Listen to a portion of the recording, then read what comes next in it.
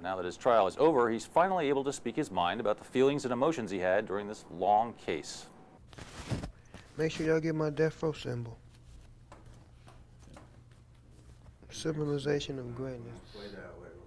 Yeah, pull yours out, DK. I couldn't wear it through court. I had to keep it up under my tie. Now court is over. We, the jury in above entitled action, find the defendant, Calvin Brodus, not guilty of the crime of murder in the first degree.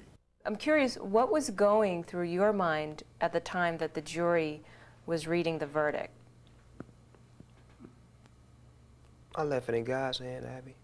That's why I looked at so stone-faced. I didn't have no expressions, you know what I'm saying? It was all inner. I prayed on it. My family prayed on it. David Kenner, you know what I'm saying, put on the bomb case. Donna Ray, Marsha Morrissey, Paul Palladino, the whole dream team.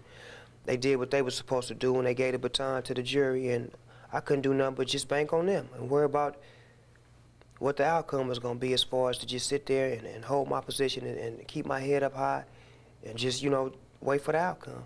Right. When you talk about the dream team, it's interesting because obviously after OJ, you know, the price of having a team like that is certainly not what the average person and certainly not what the average black American male can afford. Do you feel that there is a price on justice? Would you have gotten the same type of you know, defense team if you were not in the rap game like you are, making money like you are now? I mean, only if David Kenner just would have had love for me on that level and just did it for me, just not for the paper, but just doing it for the love, because I know that's how he is about me. He's not concerned with the money issue, and you know what I'm saying, and I knew that when he did his closing argument, you know what I'm saying, because it brought him to tears, it brought me to tears, and a couple of jurors to tears, because he was actually telling them, I'm not representing Snoop Doggy Dogg for Snoop Doggy Dogg. I'm representing him because I love him as an individual. I knew him before this incident. I know him after this incident. And I'm giving y'all control of his life, in which I've had control over for the past 2.5 years. And I love this man. If you take him away, it's like you taking me away. Right. But is there a price tag, though, you know on what's justice? happening. You know it's a price tag. People like Ed Nissen and Bobby Grace, they eat up defendants that don't have no money, that don't have no stability to fight the case, because they so dirty with what they do. They so undermined, and they find out that victims have guns on them, and they throw that out the idea, do interviews with you. No, he didn't have a gun. Then come back 2 months later, oh yeah, he had a gun, but he wasn't going for it. Then they come back 4 months, yeah, he was going for a gun, but he was only going for it after McKinley Lee went for it. So that lets you know they're obstruction to the law. And I just want to tell them, all them pennies you put on the table, they mounted up to nothing. Bobby Grace, nothing. Uncle Tom's nephew, from me to you. But do you feel he was doing his job? No, he wasn't doing his job. If he was doing his job, he would have called the case off. That's doing your job. Seek justice. He knew we was not guilty. He knew that. He knew McKinley Lee acted in self-defense. McKinley Lee has never, ever, ever, ever been involved with gangs. I have. McKinley Lee has never been involved with gangs. He was the trigger man. So what's the whole case about? Oh, it's about Snoop Dogg being gang affiliated, but Snoop Dogg didn't pull the trigger. He drove the car away from his bodyguard acting in self-defense. But if you look at them, they don't care about that. It's Snoop Dogg. We some low-life district attorneys that don't have no name, that don't got nothing going for ourselves. If we wash him up, we large. We bigger than Chris Darden and Marsh and Clark and all them. We gonna be large.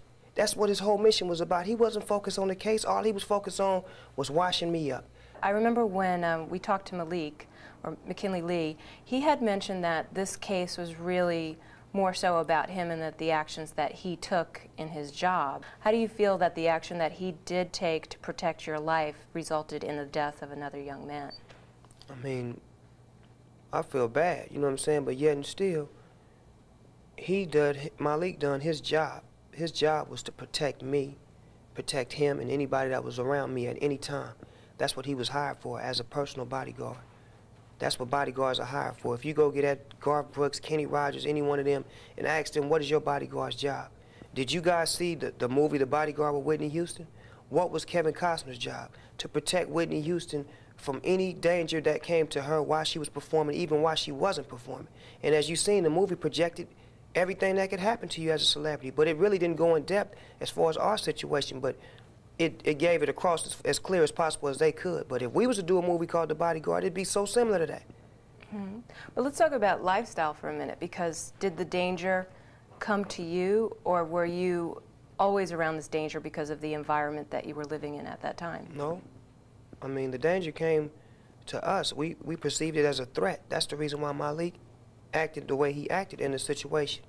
You know, I look at it like this. If Malik would have waited another second, I might not be here doing an interview with you right now. If he would have waited another half a second, I might have a hole in my head. He might have a hole in his head. He might have a hole in his arm. You never know. Much of a hit, but Tupac, with his unforgettable big brown eyes and his radiant natural charm, definitely was. By March of 1990.